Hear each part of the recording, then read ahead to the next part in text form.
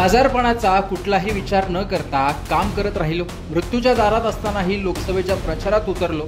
भाजप उमेदवाराला 15,000चं मताधिक्य दिलं, याचं फळ म्हणून मला एकटं पाडलं का असा सवाल करत शिंदे सेनेचे माजी आमदार शहाजीबापू पाटील यांनी संताप व्यक्त केला।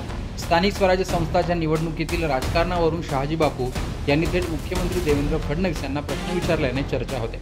शहाजीबापू म्हणाले की मुख्यमंत्र्याचा असा कुठला शब्द मी मोडला होता की त्यांनी सांगावं। लोकसभेला मोहिते पाटील घराण्याचा उमेदवार उभा होता, तरीही माझ्या तालुक्यातून 15,000चे लीड भाजप उमेदवाराला आहे। जर मी लोकसभेला प्रचार सोडून ऑपरेशन केलं असतं तर आज माझा आजार बिकट अवस्थेत गेला नसता।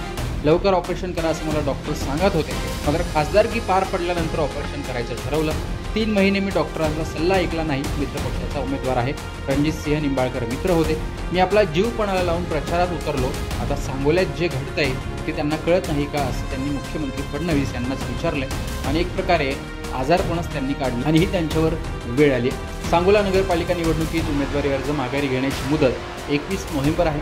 त्यानंतर इथलं चित्र स्पष्ट होणार आहे।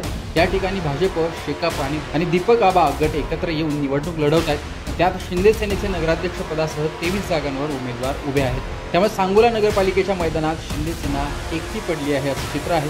त्यावरूनच माजी आमदार शहाजी पाटील यांनी भाजपला हा सवाल केला।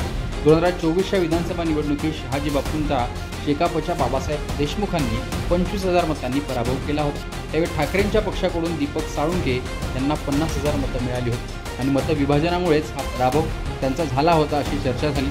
आता तर हेच विरोधक एकत्र आल्याने शहाजीबापू एकटे पडलेत, त्यांना चक्रव्यूहात अडकवलं जातंय अशी चर्चा रंगली आहे।